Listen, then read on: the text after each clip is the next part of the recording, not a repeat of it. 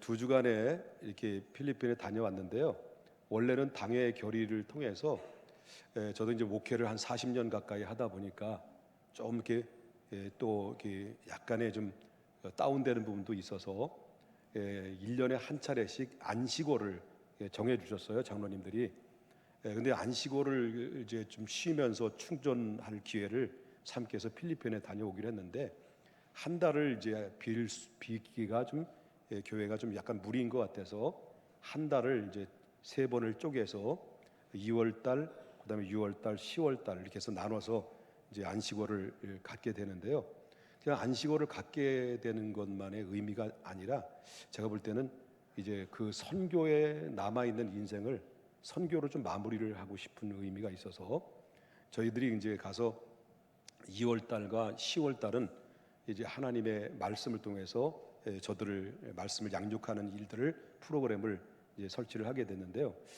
이번에 이제 구상을 이제 두 주간에 이제 선교의 구상을 하고 돌아온 게 바로 뭐냐면 그 필리핀에는 지금 이용진 선교사님과 하상일 선교사님이 계시는데 거기에는 남부 지역 그 선교사 협회가 있더라고요. 그래서 지난번에 볼 때 한 40여 명 정도, 40가 정도의 선교사님들이 함께 모임을 갖게 되는데 그 안에서 이제 저희들이 생각하고 이제 있었던 것은 물론 이제 그 모체가 우리 이용진 하상일 선교사님이 사역하는 그 교회의 중직자들을 저희들이 세우는 게 목적인데 이제 저희 그뿐만 아니라 그 주변에 남부 지역에 있는 선교사님들이 교회들이 있잖아요. 현직 교인들 중직자들과 함께 저희들이 하나의 학교를 지금 개설을 하게 되는데 글로벌 미션 아카데미 바이블 미션 아카데미 바이블이라는 그 학교를 저희가 2년 과정을 저희가 이제 커리큘럼을 나름대로 짜서 계획하고 왔습니다. 저희가 이제 그렇게 하면서 2년의 과정을 총 책임을 맡은 분이 누구냐고 말한다면 김옥복 목사님이라고 할 수 있습니다. 그래서 제가 학장이 됐습니다. 학장이 됐는데 그래서 그 일들을 하면서 계속 연장 사역을 통해서 제 생명이 다할 때까지 마무리를 선교의 말씀으로 기초를 세우는 일을 이제 하려고 이제 계획을 하고 돌아왔습니다. 여러분이 많이 기도해 주시고 얻고 온 거는 가서 푹 쉬었는데 코에 침농증이 생겨가지고 돌아왔습니다. 제 코 맹맹이 해도 매력 있죠, 코 맹맹이. 여러분 사랑해요. 예, 감사합니다. 그리고 지난주에 그 하나님의 말씀 전하셨던 이용환 목사님 말씀을 통해 은혜 받으셨죠? 예, 그 목사님이요. 여러분이 어떻게 생각하는지 모르지만 그분이 정말 위대한 분입니다. 정말 제가 존경하는 분인데요. 이분이 뭐 지난 설교에 말씀드렸습니다만 74 엑스포의 그 선교 대회 때 이분이 중학교 때 여러분 들으셔서 알겠습니다만은 은혜 받고 제가 남아 있는 삶을 선교사로 제가 하나님 앞에 드리겠다고 서원을 해버린 거죠. 그 서원을 했는데 이 선교사가 되기 위해서 그 서원한 이후에 나는 선교사를 위해서 나는 내 삶을 바치겠다고 해서 선교사가 되기 위해서는 외국어를 잘해야 되겠어. 이분이 서울 외국어 대학을 졸업을 한 거예요. 선교사가 되기 위해서 열심히 공부한 거죠. 목적이 있으니까. 근데 이 엑스포의 그 선교 대회 때 그 동시대에 한 여학생, 중학교 여학생들이 여학생이 있었는데 그 여학생도 그때 은혜 받아가지고요. 나는 의료 선교사가 되겠다 해서 그 서원을 해버린 거예요. 그래가지고 열심히 두 분이 이제 한 분의 이완 목사님은 공부해서 외국에 나오고 또 한 분은 의과다 여자 그 분은 중학생이었죠. 그때는 목표로 선교사가 되겠다는 의료 선교사의 목표를 가지고 의사가 됐습니다. 한 분은 선교사 중국인 선교사가 됐고 한 분은 의사가 됐는데 둘이 눈이 맞은 거예요. 그래 결혼했어요. 그래서 의사 부인을 얻게 됐고 이완 목사님은 중국에 있는 그 가장 상위 하이 클래스에 있는 최고급의 그 학생들이 젊은이들이 크리스찬들을 한국으로 불러서 중국의 신학교를 이제 아시아의 중국의 신학교를 이제 여기 개설해서 MDV 과정, 신학 석사 과정이죠. 목회학 석사 과정. 그 과정을 해서 이들을 여기서 공부시켜서 목사 안수를 받고 중국으로 다시 재파송하는 거예요. 그 일들을 어마무시하게 합니다. 이제 조금 있으면 졸업식이 있는데요. 이들이 막 그 안수를 받고 내보내면 중국에서 막강한 영향력 있게 복음을 전하는 하나님의 위대한 일꾼들을 삼는데 그 일들을 감당하시는 분이 지난주에 왔던 이요한 목사입니다. 그분 얼굴 보기가 별로 쉽지가 않아요. 귀한 분을 모신 거예요. 저도 물론 귀하지만 그렇습니다. 그래서 너무 감사하고요. 그래서 이제 그 신학교를 그 중국인 신학을 하려면 돈을 이제 쏟아부어야 되잖아요. 돈이 없잖아. 근데 그 부인 그 사모님이 의사 선생님이잖아요. 거기에 나오는 그 모든 수익금 약 한 달에 600만 원, 700만 원을 쏟아붓는 거예요. 지금까지 6, 700만 원을 한 20년 이상 그냥 쏟아붓고 그 일들 선교에 두 사람이 미친 거예요, 선교에. 그래서 지금 그 일들을 하는데 제가 참 아무리 봐도 이분들은 참 존경받을 만한 분들이고 하나님 나라에서 큰 상급을 받을 수 있는 사람이라고 될 수 있다고 생각됩니다. 중에서 그 꿈은 언제 받은 거예요? 그들이 꿈을 품었던 것은 중학교 때. 그 꿈을 가지고 그대로 지금까지 저보다 2살 더 먹었는데 이렇게 놀라지도 않네요. 2살 더 드셨다고. 이렇게 지금까지 그 사역을 감당하시는 위대한 분이라는 것을 보게 됩니다. 2주 전에 이제 새생명 축제로 인해서 정말 우리는 새생명 축제를 통해서 많은 분들이 이제 태신자를 양성하고 우리가 그렇게 품고 기도했는데 많은 분들이 등록해서 우리 한 가정이 되는 것도 중요하지만 이 새생명 축제 기간을 통해서 잠들어 있던 내 영혼을 깨우는 일에 우리는 큰 성과를 얻었다라고 좀 생각이 됩니다. 자, 그러면 지난주에 2주간의 말씀을 전하다 못 전했던 출애굽기에 나오는 말씀을 다시 점거하려고 합니다. 여러분들 지난 출애굽기의 말씀을 들었던 것이 기억이 되시는지 모르지만 황금송아지에 대해서 사건에 들어보셨죠? 우리 주일학교 학생들 기억이 나나요? 황금송아지 만들었던 그 주일학교 기억나요? 역시 얘들은요 막 산만한 것 같은데 기는 다 들어. 여러분 다 잊어버렸잖아요. 얘네들 기억한다고. 자, 황금송아지, 황금송아지 사건에 대해서 우리가 말씀드렸는데요.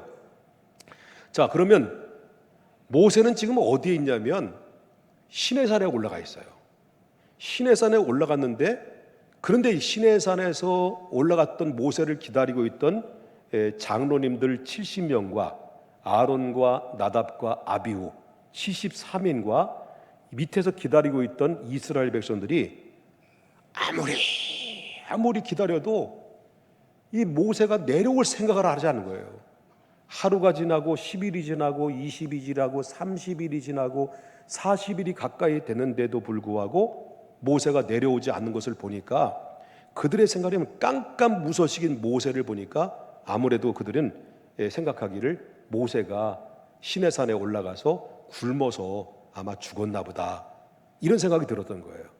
그러다 보니까 밑에서 기다리고 있었던 장로 70명과 아론과 나답과 아비후 그리고 이 사람들이 그리고 백성들이 서서히 그 마음속에 두려움이 오게 된 거예요.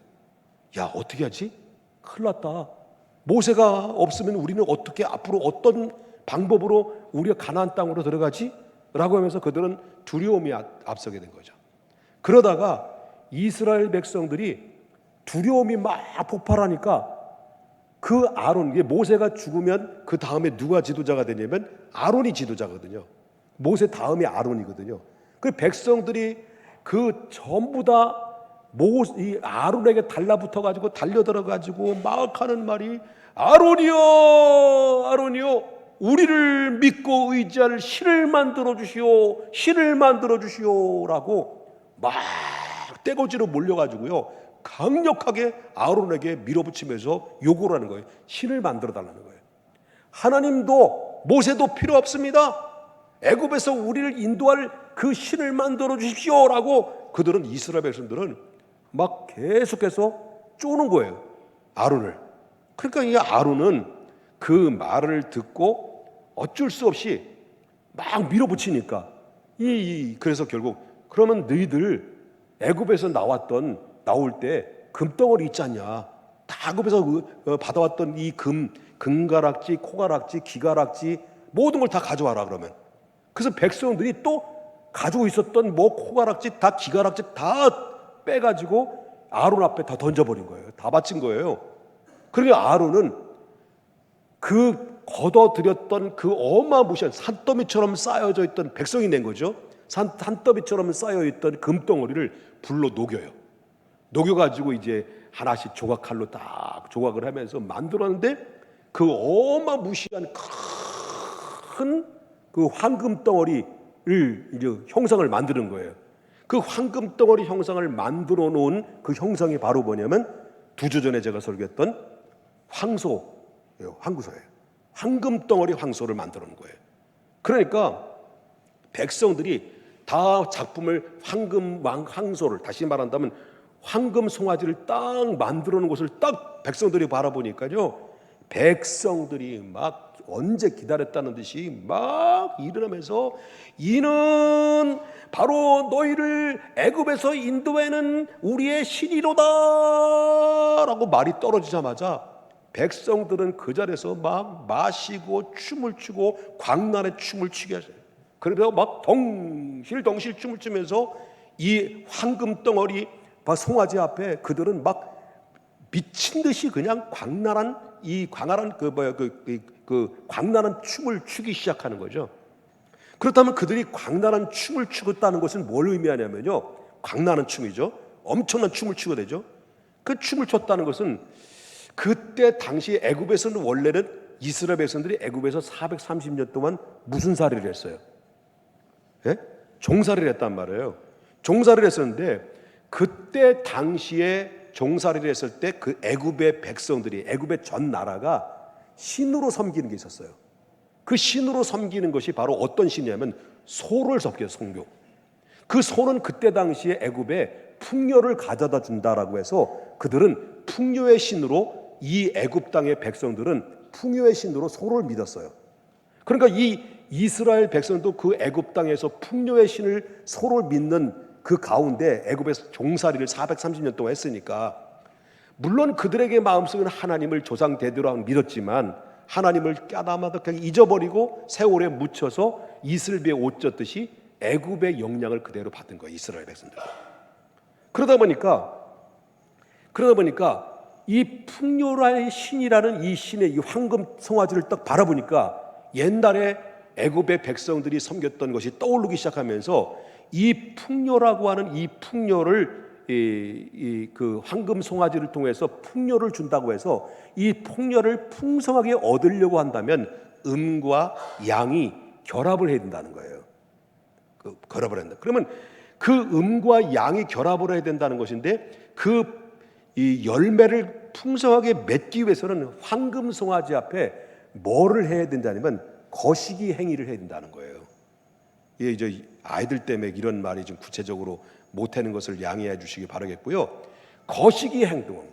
그러니까 이 광란한 춤이 바로 뭐냐면 춤 자체로서 끝나는 것이 아니라 그 황금 송아지 앞에 남자와 여자가 함께 막 뒤성격을 엉키고 가지고요, 광란한 한다는 거예요. 그러니까 이 430년 동안 애굽에서 영향받은 이스라엘 백성들은 광야에서 황금 송아지를 만들었고 뛴돌았던 것을 기억이 나다 보니까요, 이스라엘 백성들은 황금 송아지 앞에 그 현장 광야의 한 복판에서 그들은 덩실덩실증하고 마시고 흥청대면서 바로 이게 이렇게 하면서 막 그들은 거시기 했다는 거예요. 이 음란 행위를 서슴없이 자행했다는 거예요. 그런 상황을 가운데 있을 때 바로 그때 지금 모세는 지금 어디에 있는 거예요? 모세는 어디에 있는 거예요? 덕동산에 있나? 모세는 지금 어디에 있는 거예요? 시내산에 있는 거예요. 시내산에 있는 모세가 그 안에서 율법을 받고 있고 한참 율법을 받고 있는 그런 가운데 있을 때 하나님이 모세에게 심각한 말씀이에요. 그 뭐라고 말하냐면, 자 7절과 8절을 보겠습니다. 모세에게 어떤 충격적인 말을 듣죠? 자, 다 같이 한번 보겠습니다. 7절 8절 시작. 여호와께서 모세에게 이르시되 너는 내려가라. 내가 애굽 땅에서 인도해낸 내 백성이 어떻게 했다는 거예요? 부패했다. 아까 부패했다는 것은 뭐예요? 황금 송아지를 만들어 놓고 하나님 다 제외시키고 자기들끼리 애굽에서 인도한 신을 만들었다는 거예요. 그리고 거기에서 광란한 거시기 했다는 거예요. 그런 가운데서 그걸 보면서 8절 보겠습니다. 그들이 내가 그들에게 명령한 길을 속히 떠나 자기를 위하여 뭘 만들었다는 거예요? 송아지를 만들고 그것을 예배하며 또 그것에게 제물을 드리며 말하기를 이스라엘아 이는 너희를 애굽 땅에서 인도해낸 너희의 신이라 하였도다. 하나님이 모세에게 그 얘기를 한 거예요. 하나님이 다 알고 보셨던 거죠. 그리고 하나님께서 모세를 향해서 이스라엘 이 못된 백성들을 모두 광야에서 진멸하고 쓸어버리겠다는 거예요. 하나님이 엄청난 진노를 가지고 있었다는 거예요. 그래서 10절 보겠습니다. 10절 어느 정도의 진노인지 다 같이 한번 읽어보겠습니다. 시작. 그러니 내가 하는 대로 두라. 내가 그들에게 진노하여 그들을 진멸하고 너를 큰 나라가 되게 하리라. 내가 싹 쓸어버리겠다는 거예요. 예? 쓸어버리겠다. 내가 또 다시 너로 인해서 새 나라를 제가 목을 좀 미안해요. 예. 내가 너로 다시 새로운 나라를 만들겠다라고 이렇게 말했대요. 모세에게 무슨 말을 다시 말한다면 나를 배반하고 그리고 또한 이 황금 송아지를 만들어 놓고 이 황금 송아지가 애굽에서 인도해낸 내 신이다라고 이렇게 외쳐대고 광랄한 음란의 행위를 하는 이 이스라엘 백성들을 내가 다 진멸하고 없애버리는가? 그러면 지금까지 애굽에서 이스라엘 백성들을 광야까지 인도하신 분이 누구예요? 누가 하신 거예요? 하나님이 하셨단 말이에요. 그런데 그들은 하나님을 배면해요. 그런데 이 무서운 말을 들었던 모세가 그 말을 듣고 그 자리에 딱 무릎을 꿇고 엎드려서 하나님 앞에 기도해요. 이것이 바로 뭐냐면 오늘날 우리에게 가장 잘 알려준 모세의 유명한 중보기도의 내용이에요. 그래서 오늘은 중보기도의 내용을 볼 수가 있습니다. 그리고 모세는 중보기도는 우리가 반드시 기도가 어떤 것이냐, 우리가 어떻게 기도해야 될 것이냐라는 것에 대해서 모세는 이 중보기도의 위대함과 중요성을 우리에게 볼 수가 있다라고 하는 것입니다. 그럼 모세가 기도하면서 뭘 붙들고 기도했느냐면 세 가지를 놓고 기도했습니다.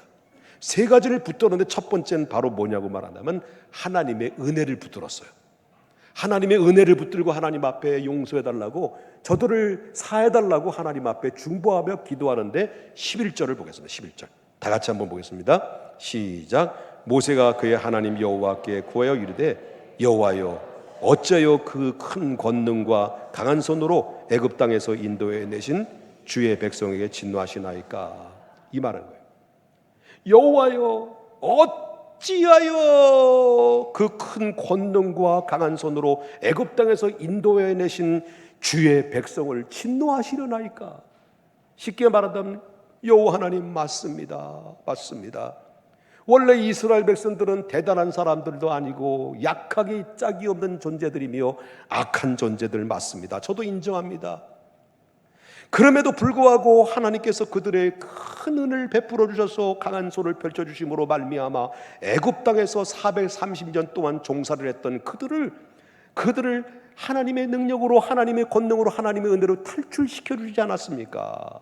그런데 여기에 와서 이대로 끝나버리면 지금까지 베풀어 줬던 당신의 은혜가 뭐가 됩니까? 뭐가 됩니까? 아니 됩니다. 그럴 수 없습니다. 하나님 불쌍히 여겨달라고 하나님의 은혜를 붙들고 하나님 앞에 기도했다는 거예요. 지금까지 베푸신 은혜가 너무 과분한데, 지금까지 베푸신 은혜가 너무 큰데 나는 그저 그 은혜가, 하나님의 베푸셨던 은혜가 헛되지 않기를 원합니다라고 하는 간절한 기도가 모세의 하나님이 은혜를 붙들고 그 기도했던 중보기도의 내용의 핵심입니다. 두 번째 기도예요. 뭘 붙들고 기도냐면 여호와의 이름을 붙들고 기도했습니다. 자, 보겠습니다. 12절 보겠습니다.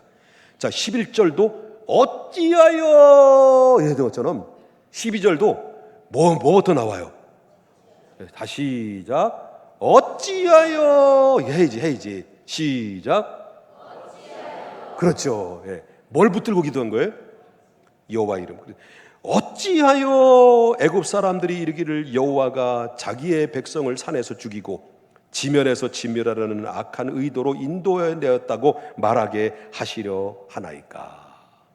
이 백성을, 그 말은 이 말입니다. 주여, 맞습니다. 내가 봐도 분통 터집니다. 100번 죽어 마땅합니다. 벌을 받아야 쌉니다. 그런데 말이죠, 하나님, 이 백성이 벌을 받아 벌을 다 받고 이들을 전부 하나님이 진멸하고 난다고 한다면 애굽 사람들이 뭐라고 얘기할까요? 하나님, 저 봐라, 그래, 꼴 좋다. 여호와 하나님이 이스라엘 구원하시더니 산에서 다 데려놓고 전부 다 죽여버렸네. 그러려고 이스라엘 백성들을 애굽에서 그들을 이끌었나? 라고 애굽 사람들이 이렇게 애굽 사람들로부터 하나님의 이름이 비방을 받는다고 한다면 나는 그걸 원하지 않습니다 라고 하나님 앞에 설득을 하죠. 하나님을. 이것이 바로 두 번째, 여호와 하나님 앞에 여호와의 이름을 망령되이 일컬어지는 것을 나는 원치 않습니다라고 하나님 앞에 기도했다는 거예요. 여기까지 이해되셨으면 아멘 하십니다. 오케이 됐으네? 그 다음에 세 번째, 뭘 붙잡은? 첫 번째 뭘 붙잡고 기도했다고요? 하나님의 은혜를 붙들어다. 두 번째는 누구의 이름으로? 여호와의 이름으로.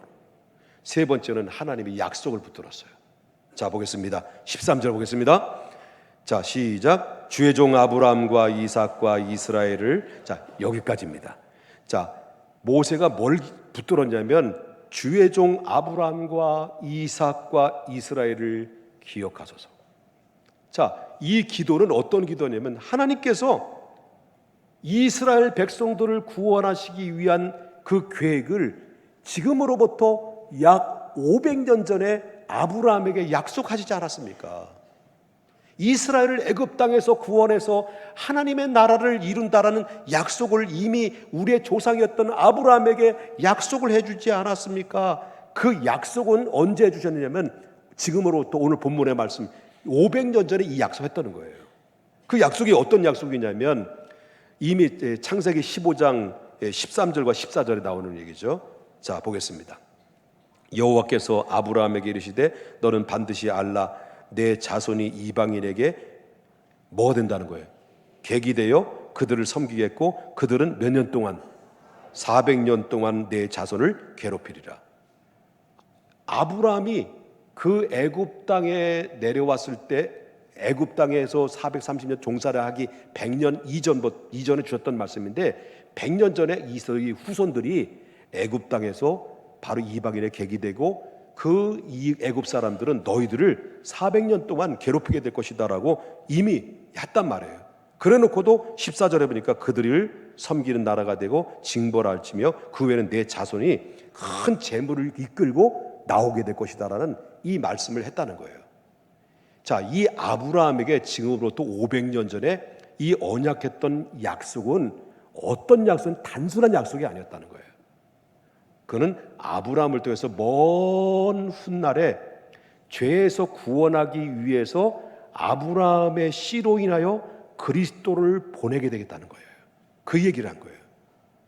그런데 만약에 이스라엘 백성들을 황금 송아지를 섬긴다는 명분 하에 이스라엘 백성들 이 광야에서 전부 다 멸절시키다가 온다면 하나님의 언약은 어떻게 될 것이며 또한 이스라엘 백성들의 자손인 그리스도인을 통해서 후대, 즉 다시 말한다면 신약 시대에 이루어질 천하 만민을 구원하고자 하는 하나님의 계획은 무효되는 거 아니겠습니까? 하나님, 그 얘기예요. 그 얘기예요.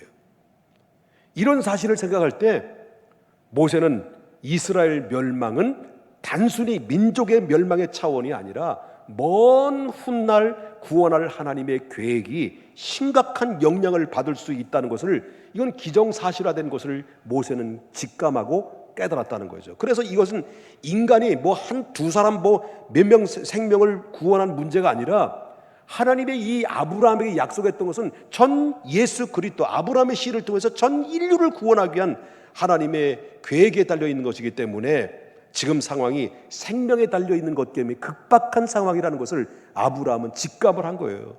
이 사실을 알았던 모세죠. 모세는 바로 그 순간에 모세는 하나님 앞에 이스라엘 진멸하는 것은 단순히 이스라엘 백성들만 멸망이 아니라 전 인류의 생명이 살고 죽느냐라고 하는 바로 결정할 수 있는 결정체다라는 것을 위기감을 느끼게 된 거죠. 이 사실을 모세가 만약 깨닫지 못했다고 한다면 목사님, 아직 목사님이래 참, 하나님 그냥 하나님이 알아서 제가 좀 제정신이에요. 하나님이 알아서 하십시오. 저도 지칩니다. 꼴보기 싫습니다. 아주 넌더리가 납니다. 뭐 이스라엘 백성들이 그놈들이 나한테 한두 번 돌을 던지려고 했습니까? 나도 지쳐요. 나도 진짜 나 포기해. 하나님 우리 같이 한번 그들을 다 쓸어버리십시다. 이렇게 했을 거예요 모세가. 근데 모세는 하나님 앞에 하나님의 계획이 무산되면 하나님이 아브라함의 씨를 통해서 예수를 이 땅에 보내시고 예수 그리스도를 통해서 전인을 구원하시고자 하는 하나님의 계획이 이스라엘을 진멸시킨다면 무효화되기 때문에 모세는 거기에서 목숨을 걸고 목을 내고 하나님 앞에 기도하는 거죠. 그 기도가 어느 정도 기도냐, 하나님 저들을 불쌍히 여기시고 저들을 살려주십시오라고 하는 그 기도가 어느 정도 기도냐면 출애굽기 32장 32절을 보겠습니다. 그 기도가 어떤 내용인지 가장 결정체의 기도죠. 자, 다 같이 보겠습니다. 시작. 그러나 이제 그들의 죄를 사하여 주옵소서. 그렇지 아니하시오면 원하건대 주께서 기록하신 생에 내 이름을 지워버리소서. 무서운 기도예요. 무서운 기도예요. 무서운 기도죠. 지금 이 말은 무슨 말이냐면 하나님이 저들을 다 진멸하겠다라고 할 때 하나님 아닙니다. 안 됩니다. 하나님. 그러면서 하나님의 은혜를 기억하셔야죠. 하나님 여호와의 이름이 저들로부터 망령되이 되는 건 너무치 않습니다. 하나님 약속하지 않았습니까? 이스라엘을 통해서 예수 그리스도를 보내시고 예수 그리스도를 통해서 전 인을 구원하시려는 그 계획을 이미 약속하셨는데 그 약속을 파기하시렵니까? 안 돼. 난 파기해야 돼. 난 죽여야 돼. 저들 진멸해야 돼. 하나님 그렇다고 한다면 잠깐만. 하나님 그렇다면 하나님 제 말 좀 들어봐 주십시오. 차라리 주께서 기록하신 생명책에 내 이름이 기록되어 있는데 내 이름이 기록된 이름을 다 삭제하고 서라도 하나님 저들을 살려주십시오라고 하는 중보기도입니다. 그 기도가 뭡니까? 하나님의 생명책에 기록되어 있는 모세 이름을 빼달라는 거예요. 여러분 이거 한 가지 기억하셔야 됩니다. 영접하는 자 곧 그 이름을 믿는 자들은 하나님의 자녀가 되는 권세를 입었는데 여러분 예수 그리스도를 믿는 믿음의 백성들 저와 여러분은 전부 다 예수 그리스도를 믿음과 동시에 여러분들의 이름은 하나님 나라의 생명책에 따라 기록된 줄 믿습니다. 모세도 그때 당시에 하나님 나라의 생명책에 기록되어 있는 것을 모세도 알았기 때문에 하나님 용서하지 않을 바에는 차라리 저를 생명책에서 지워서라도 저를 용서해 주시죠. 저들을 용서해 달라고 하는 간절하게 기도하는 목을 내놓는 그 기도가 모세의 유명한 중보 기도예요. 내 백성을 망하게 생겼는데 나 혼자 살면 뭐합니까? 나 혼자 구원받으면 뭐합니까? 응답하지 않으실 바에는 차라리 주께서 내 생명책에 지워주십시오라고 하는 그 기도죠. 쉽게 말한다면 아버지 내 남편 징글징글합니다. 아무리 기도해도 아무리 외쳐도 아무리 불러봐도 아무리 바로 무수리가 되어서 손과 발이 다 되어 섬겼어도 저 인간은 꼼짝도 하지 않습니다. 그렇다면 하나님 차라리 하나님 내 남편을 버리신 겁니까? 그렇다면 하나님 버리지 마시고 차라리 내 하나님의 생명책에 기록된 내 이름을 삭제해서라도 내 남편을 구원해 주십시오라는 남편의 영혼을, 그럴 분들이 없겠지만 남편의 영혼을 구원해 달라고 하는 간절하고도 목을 내놓는 간절함이 그 모세의 기도 속에 다 배어 있다는 것을 보게 됩니다. 사람들은 기도하잖아요. 여러분들도 기도하잖아요.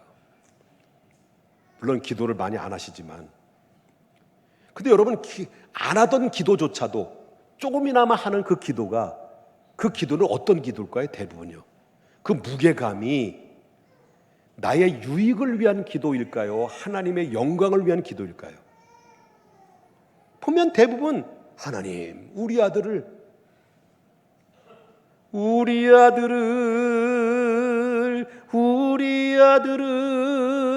서울대학 찰카닥 붙게 하소서.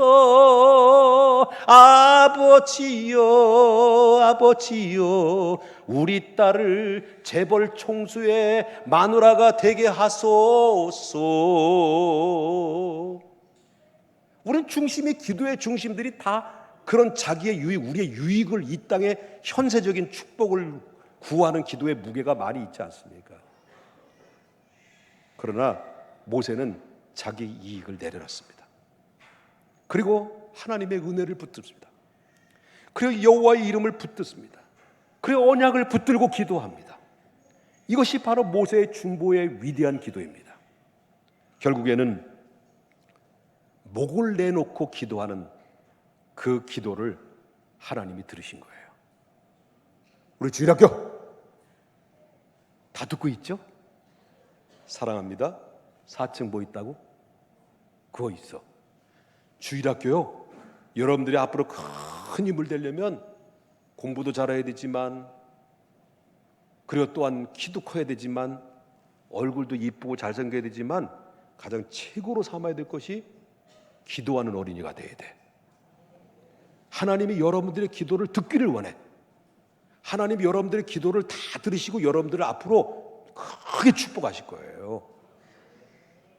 예? 아멘 해봐. 아멘 해봐. 시작. 여러분들이 안 가르쳐준 죄야지. 아멘을 가르쳐줘야 돼요. 할렐루야. 자, 결국에는 목을 내놓고 기도한 거예요. 하나님 차라리 내 이름을 지워주십시오.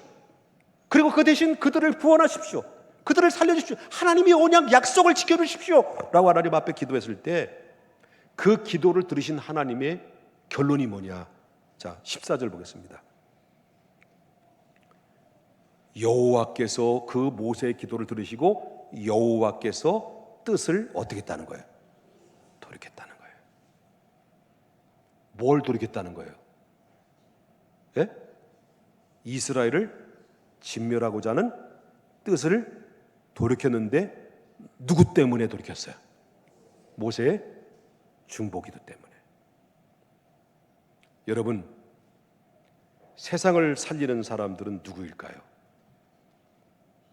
물론 정치를 잘하면 어느 정도의 사람들이 편하게 살 수 있도록은 할 수 있습니다. 여러분, 경제 활동을 잘하게 되면 어느 정도 우리의 삶이 좀 풍성하게 살아갈 수는 있습니다. 그리고 또한 예술인과 문화의 꽃을 피우게 되면 어느 정도 우리의 마음을 기쁘게 하고 삶의 수준을 높일 수가 있습니다. 그러나 그것 가지고 이 세상을 변화시키는 것은 착각하지 말아야 됩니다. 아닙니다. 세상을 살리는 진정한 사람은 누구냐고 말한다면 기도하는 사람입니다. 우리의 가정은 문제투성입니다. 우리 자녀들은 럭비공입니다. 어디로 튈지 몰라요. 이렇게 튈지 저렇게 통통통통 튈지 몰라요.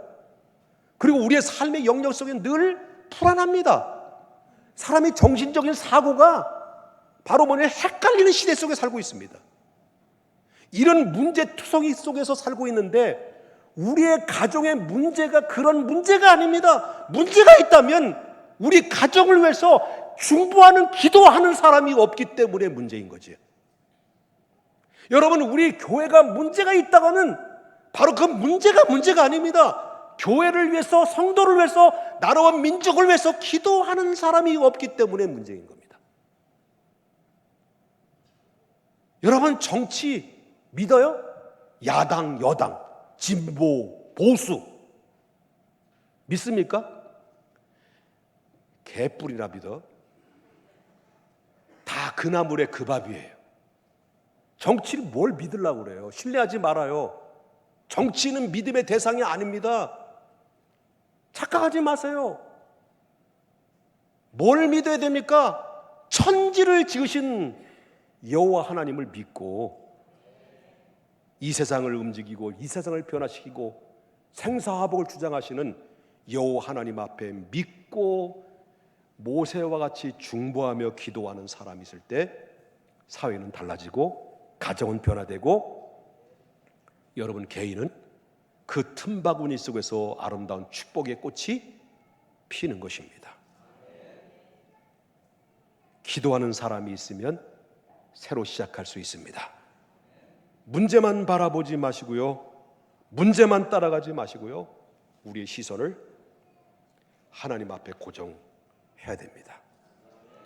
우리의 시선을 하나님의 시선에 묻혀서 함께 세상을 바라보게 되면 사람이 달라지게 보이고 새롭게 보여지고 바로 교회도 새롭게 보여지고 세상은 새롭게 보입니다. 주의 손에 나의 손을 포개며 또 주의 발에 나의 발을 포개요. 나 주와 함께 살고 나 주와 함께 살리라. 영원토록 주를 위해 살리라. 다시 한번 볼까요? 주의 손에 나의 손을 포개며 또 주의 발에 나의 발을 포개요. 나 주와 함께 살고 나 주와 함께 살리라. 영원토록 주를 위해 살리라. 할렐루야. 그리할 때 목을 내놓고 주의 손에 나의 손을 포개고 주의 발에 나의 발을 포개고 다 주님 앞에 살겠습니다. 나 주님과 함께 죽겠습니다. 그리고 내 가정, 내 자녀, 그리고 이 교회, 이 나라 민족을 위해서 가슴에 품고 기도하는, 목을 내놓고 기도하는 사람이 있을 때 하나님의 반응은 14절에 여호와께서 뜻을 돌이키시는 것입니다. 하나님의 마음을 움직이는 것은 기도 외에는 없습니다. 우리 중앙교회가 중보기도자 120명만 이상만 되면 이 지역과 평택은 변화될 것입니다. 우리 중앙교회 중보기도자가 120명 이상만 된다고 한다면 우리 교회는 새로 일어나게 될 것입니다. 여러분, 지금까지 기도를 외면했다면, 여러분 기도하지 않고 내 힘으로 살아갈 수 있다라는 착각 속에 살았다면, 내가 기도하지 않았는데도 불구하고 지금 잘 되어내? 잘 살고 있네? 잘 평안하네? 잘 나가고 있네? 라고 하는 착각 속에 있다 할지라도요, 인생은 한 방에 훅 가는 겁니다. 기도로 쌓아야 됩니다. 기도로 쌓아야 됩니다. 많이 쌓은 만큼 많이 얻는 겁니다. 그렇기 때문에 저와 여러분이 바로 이 시간 기도해야 된다라고 하는 결단만 하지 마시고요, 저희 중앙교회 전통과 역사에 따라서 금요 기도회 때 많은 분들이 오시지만은 120명 이상이 차고 넘치기를 원합니다. 여러분 다 나오세요.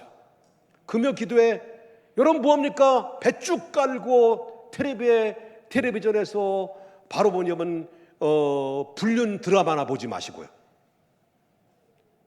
다 금요 기도회 때 나오셔서 하나님 앞에 나라와 민족을, 가정을 위해서, 자녀를 위해서 기도할 때 가정은 달라지고 내 개인은 달라지고 여러분 이 지역은 달라지고 교회가 달라지는 놀라운 역사가 임함으로 말미암아 하늘문이 열려질 것입니다. 기적이 일어날 것입니다. 새로운 믿음의 단계로 도약할 것입니다.